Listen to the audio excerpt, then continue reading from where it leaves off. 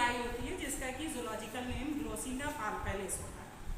अब इसका हम क्लासिफिकेशन देखेंगे ट्रिपैनोसोमा गैम्बियंस का, तो ये फाइलम प्रोटोजोआ है। इसका क्लास जूमेस्टिकोफोरा है।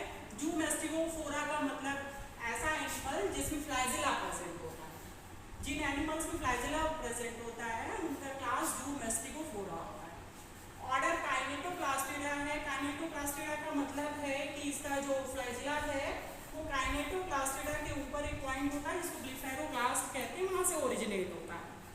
ठीक है, इसके बाद फिर इसका जीनस ट्रिपैनोसोमा है और स्पीसीज गैम्बियंस। इसकी कई सारी स्पीसीज होती हैं बट हम लोग के जो सिलेबस में वो गैम्बियंस ही है, तो हम लोग को गैम्बियंस पढ़नी है। और ये जो प्रोटोजोन है डाइजेनेटिक होता है। डाइजेनेटिक का मतलब है कि इसमें दो होस्ट होते हैं।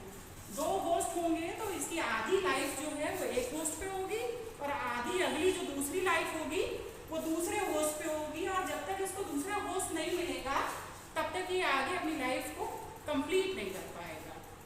ठीक है, उसके बाद जो है ये एक डिजीज कॉज करता है जिसका नाम होता है sleeping sickness. Sleeping sickness, sleeping sickness का दूसरा नाम ट्रिपैनोसोमियासिस भी होता है। और ये स्लीपिंग सिकनेस बेसिकली यहाँ पर नहीं मिलती है, ये अफ्रीका में मिलती है, इसीलिए इसको अफ्रीकन स्लीपिंग सिकनेस भी बोलते हैं।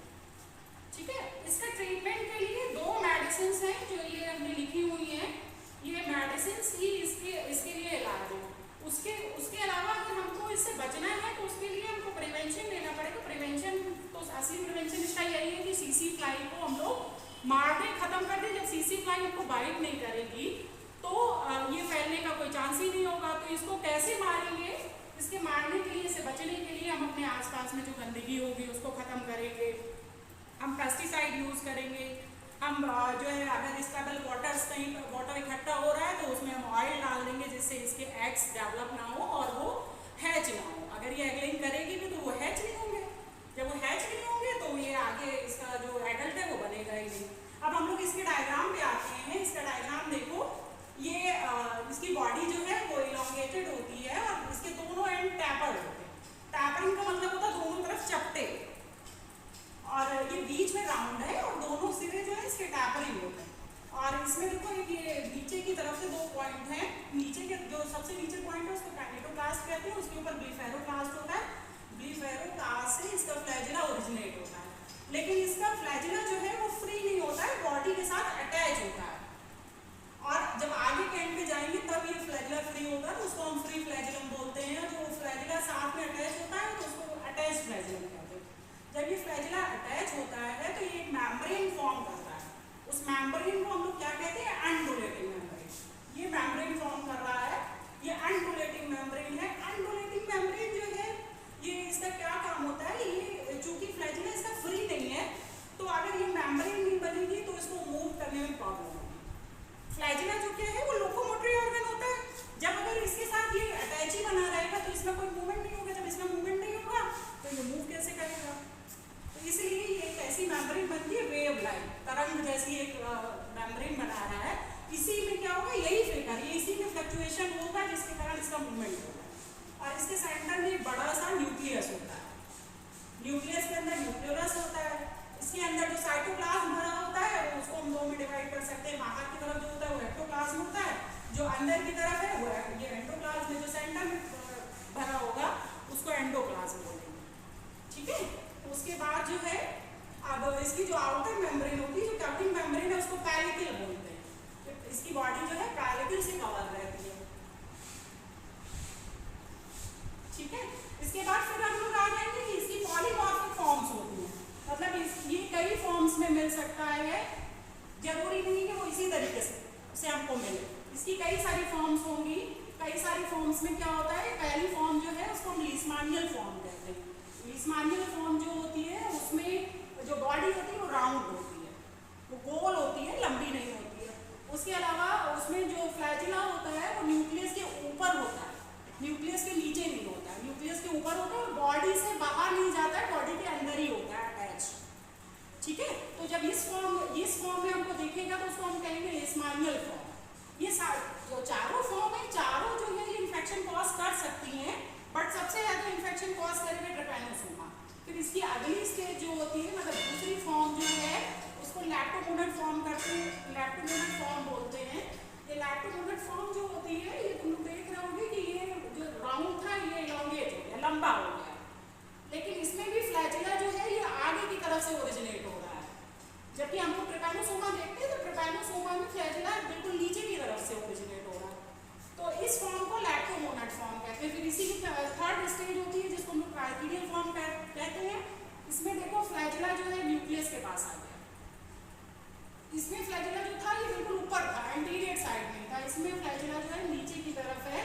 तो इसमें तुम लोग देख रहे होगे ना तो तुम्हें डिफरेंस दिखाई दे रहा होगा। जो ये इस तरीके का होगा जिसमें न्यूक्लियस के पास फ्लैजिला होगा उसको हम लोग कहेंगे ट्राइकीडियल फॉर्म। ठीक है। फिर अगली फोर्थ स्टेज होती है जिसको हम लोग ट्रिपैनोसोमा बोलते हैं। तो ये ट्रिपैनोसोमा जो स्टेज होती है उसको तो हम लोगों ने ट्रिपैनोसोमा बनाया है। उसी तरीके से इसमें एंडोलेटिंग मेम्ब्रेन फॉर्म हो जाती है, लेकिन अभी ये पूरी तरीके से डेवलप नहीं हुआ है, अभी इसमें चेंज आने बाकी है। तो ये ट्रिपैनोसोमा है जो कि एक पैरासिटिक प्रोटोजोन है और ये हम लोग में बीमारी करते हैं स्लीपिंग सिकनेस। अब स्लीपिंग सिकनेस जो होती है उसके सिम्टम्स क्या होते हैं? उसके सिम्टम्स होते हैं फीवर, मतलब इसमें पेशेंट को फीवर आएगा, उसका वेट लॉस हो जाएगा। जब फीवर होगा तो ऑब्वियस बात है कि वो खाना कम खाएगा, बुखार में हर किसी को भूख नहीं लगती है, तो उसका वेट लॉस होगा। उसके बाद जब वेट लॉस होगा तो वीकनेस फील करेगा। ठीक है। और इसमें एनीमिया भी हो जाता है। एनीमिया में क्या होता है? एनीमिया का मतलब उसका जो हीमोग्लोबिन है वो डाउन हो जाता है। तो और जब ये सारे सिम्टम्स दिखने लगेंगे तो उसके बाद क्या होगा, हम अगर इस पर भी कंट्रोल नहीं करते हैं तो एक टाइम ऐसा आएगा कि पेशेंट जो है कोमा में चला जाएगा। कोमा का मतलब सेंसलेस हो जाएगा। और अगर हम इस स्टेज पे भी कोई ट्रीटमेंट नहीं लेते तो फिर तो उसका अंत ही होना है, मरना ही है उसको और मर भी। कई सारी फॉर्म्स होंगी।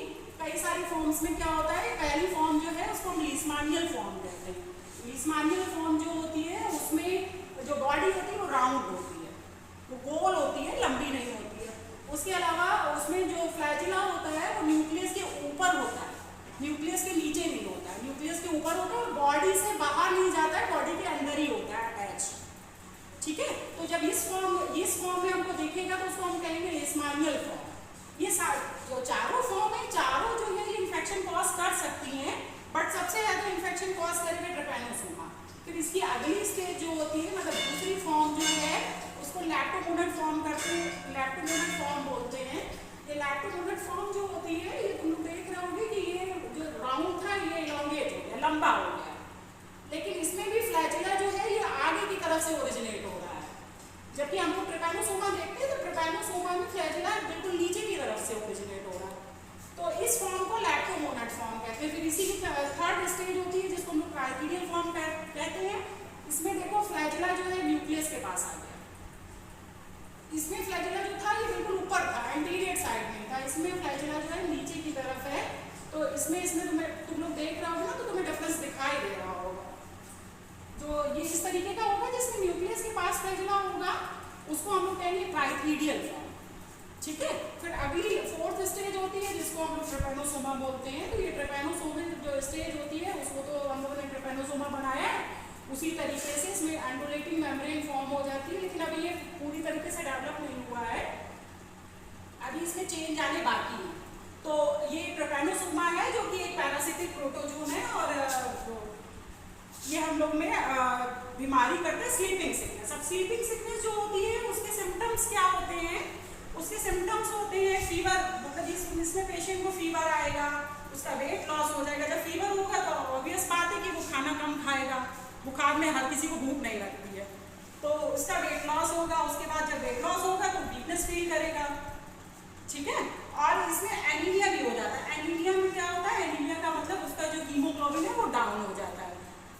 तो और जब ये सारे सिम्टम्स दिखने लगेंगे तो उसके बाद क्या होगा, हम अगर इस पर भी कंट्रोल नहीं करते हैं तो एक टाइम ऐसा आएगा कि पेशेंट जो है कोमा में चला जाएगा। कोमा का मतलब सेंसलेस हो जाएगा। और अगर हम इस स्टेज पे भी कोई ट्रीटमेंट नहीं लेते तो फिर तो उसका अंत ही होना है, मरना ही है उसको और मर भी